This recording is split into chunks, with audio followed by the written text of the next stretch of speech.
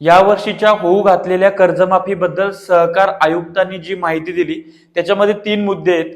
पहिले म्हणजे ठराविक कालावधीपर्यंत तुमचं कर्ज थकीत असलं पाहिजे. दुसरं म्हणजे त्यासोबत उपाययोजना सुद्धा आहेत आणि तिसरं म्हणजे रेग्युलर वाल्यांसाठी काय हे सुद्धा त्यांनी सांगितलेलं आहे. आपण सोप्या भाषेत एक एक मुद्दा समजून घेऊयात. नमस्कार, मी ज्ञानेश्वर खरात पाटील. आता कर्जमाफी जी समिती आहे ती समिती माजी सनदी अधिकारी, मित्राचे चेअरमन, त्याचबरोबर माननीय मुख्यमंत्री यांचे प्रमुख आर्थिक सल्लागार जे आहेत प्रवीण परदेशी यांच्या उपस्थितीमध्ये अध्यक्षतेमध्ये ती समिती गठीत केलेली आहे. त्याच्यामध्ये अनेक विभागाचे प्रधान सचिव पासून सगळे लोक आहेत बरं का. आता परत 4-5 लोक रिसेंटली त्यांनी 2-4 दिवसापूर्वी त्याच्यामध्ये ऍड केलेले आहेत. दुर्दैव हे आहे की शेतकरी प्रश्नाची जाण असलेला किंवा शेतकऱ्यांचा एकही प्रतिनिधी त्याच्यामध्ये नाही. आता जे सहकार आयुक्तांनी त्याच्यामध्ये दुसरी गोष्ट जी सांगितलेली आहे की कर्ज वारंवार का होतं, त्याचबरोबर कुठले असे जिल्हे आहेत की त्या ठिकाणी कर्जबाजारी शेतकऱ्यांची संख्या मोठ्या प्रमाणामध्ये आहे, त्यांचं पीक पद्धती कुठल्या आहेत, त्यांच्यावर कर्ज होण्याची कारण वगैरे वगैरे त्या संदर्भातल्या उपाययोजना.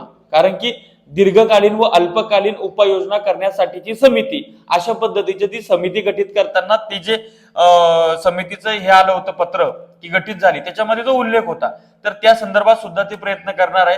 पण मला राज्य सरकारला याचा एक सुचवायचं आहे की त्यांची पीक पद्धती किंवा त्यांची शेती पद्धती, त्यांची शेती करण्याची पद्धत याच्यामध्ये चूक नाहीये, तर चूक सरकारच्या धोरणामध्ये आहे. इतर देशांप्रमाणे आपलं सरकार शेतकऱ्याला समर्थन देत नाही, त्याचबरोबर आयात निर्यात धोरणामध्ये सातत्यानं हस्तक्षेप करतं, त्याच्यामुळे त्याच्या शेतमालाला भाव मिळत नाही, त्याच्यामुळे त्याच्या उत्पादनाचं उत्पन्नात रूपांतर होत नाही आणि त्यामुळे त्याच्यावर कर्ज काढण्याची आणि कर्ज थकवण्याची वेळ येते. सगळ्यात महत्वाचा मुद्दा सरकारनं लक्षात घेतला पाहिजे. त्यामुळे या उपाययोजना तुम्ही कितीही केल्या त्या तुटपुंज ठरणार आहे. दुसरा महत्वाचा मुद्दा आपण जाणून घेऊयात की ते म्हणाले होते की कोणत्या कालावधीपर्यंत तुम्ही थकीत असले पाहिजे ते आपण बघूयात. 30 जून व 30 सप्टेंबर 2025 पर्यंतच्या थकबाकीदार शेतकऱ्यांची माहिती सहकार विभागाकडनं मागवलेली आहे.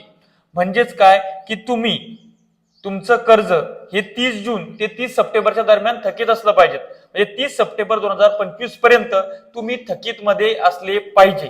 आता थकीत केव्हा जातो माणूस की ज्या वेळेस तो कर्ज घेतो, कर्ज घेतल्यानंतर 1 वर्ष कर्ज भरतच नाही आणि ते 1 वर्ष झाल्यानंतर तो ओव्हरड्यू मध्ये जातो, म्हणजेच तो थकीत होतो, किंवा मग तो एनपीए मध्ये जातो, तो सुद्धा थकीतच असतो. म्हणजेच उद्धव ठाकरेंनी जी कर्जमाफी केली होती 2 लाखापर्यंत, त्यानंतर ज्या ज्या शेतकऱ्यांनी कर्ज घेतलं असेल त्याच्या 1-2 वर्षामध्ये पुनर्गठन केलं असेल तर असे सगळे शेतकरी त्याच्यामध्ये थकीत मध्ये बसतात.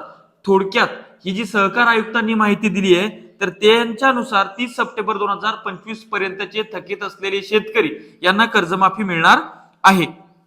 त्यानंतर दुसरा महत्वाचा मुद्दा जो आहे की बाबा नियमित कर्ज भरणाऱ्या शेतकऱ्यांचं काय, ज्यांना आपण रेग्युलर म्हणतो, तर त्यांच्यासाठी जे आहे ते 2021 ते 2024-25 या 5 वर्षातील नियमित कर्जदार शेतकऱ्यांची माहिती मागवली जात आहे आणि त्यांना प्रोत्साहनपर अनुदान मिळणार आहे. तर मला असं वाटतं त्या शेतकऱ्यांना प्रोत्साहनपर अनुदान न देता त्यांच्यावरचं जे चालू कर्ज आहे ते कर्ज सुद्धा सरकारनं माफ करून टाकलं पाहिजे, अन्यथा त्यांच्यावर अन्याय होतो आणि इथून पुढे कुठलाही शेतकरी परिस्थिती असो किंवा नसो तो त्या ठिकाणी रेग्युलर राहणार नाही, थकीत मध्ये जाईल, कर्ज भरणार नाही. याबद्दल सुद्धा सरकारनं एक डोकं लावलं पाहिजे. त्यानंतर कर्जमाफीसाठी किती पैसा लागणार आहे तर 40,000 कोटी रुपये कर्जमाफीसाठी लागणार आहे.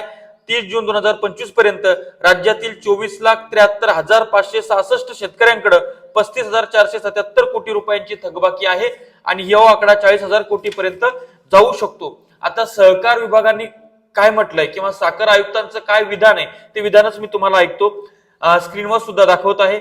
30 जून व 30 सप्टेंबर 2025 पर्यंतच्या सर्व थकबाकीदार शेतकऱ्यांची माहिती बँकांकडून मागवली आहे.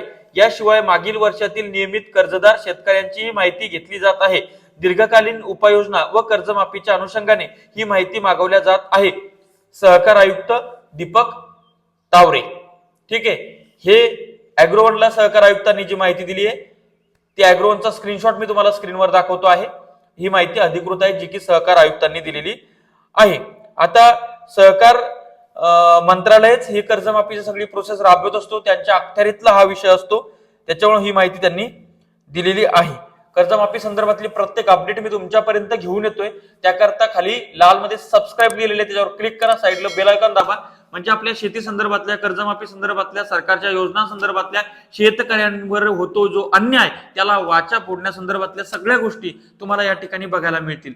धन्यवाद. आपला ज्ञानेश्वर खरात पाटील